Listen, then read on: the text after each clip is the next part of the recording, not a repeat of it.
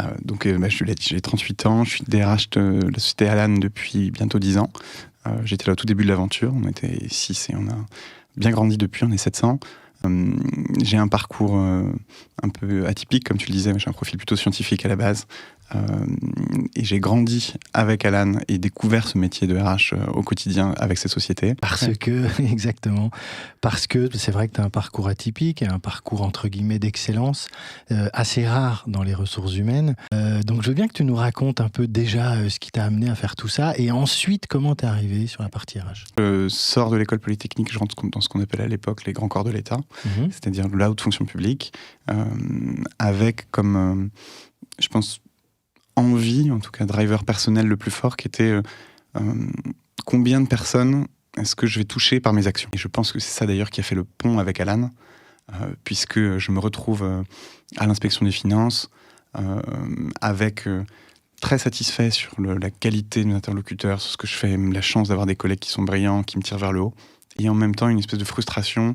On est en 2016, on est en fin de mandat électoral en plus, de se dire, en termes de rythme, de ce que je cherchais comme impact, je ne le vois pas en fait. Il manque de concret, je suis en train de donner des conseils alors que moi-même j'ai peu fait. Et j'ai la chance de rencontrer notre PDG qui s'appelle Jean-Charles Samuelian à l'époque. Je le rencontre en 2016, au début pour l'aider à réfléchir à ce que veut dire de créer une société d'assurance. Ça vaut peut-être le coup que je raconte ce qu'est Alan pour qu'on puisse comprendre dis-nous ce qu'est Alan. Pour comprendre le lien avec les deux, avec cet objectif de se dire comment est-ce qu'on apporte notre savoir-faire technologique produit au service d'une santé qui soit davantage individualisée, avec davantage de prévention.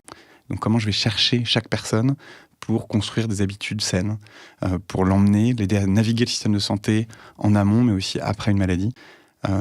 Et le levier, le cheval de Troie qu'on a utilisé pour faire ça, c'est l'assurance complémentaire santé. C'est de se dire, tout le monde a besoin d'une mutuelle, et c'est l'acteur qu'on va utiliser pour pouvoir créer le lien au quotidien avec les assurés, avec les professionnels de santé, et accompagner avec tout notre savoir-faire technologique chacun de nos assurés. C'est une entreprise qui a bien grandi et qui continue à le faire assez rapidement avec un savoir-faire particulier sur la partie usage de la technologie, de l'intelligence artificielle au service de l'accès aux soins. Et ce qu'il faut bien comprendre, c'est que à l'époque, vous êtes arrivé dans un marché qui était structuré, cloisonné, voire même très fermé.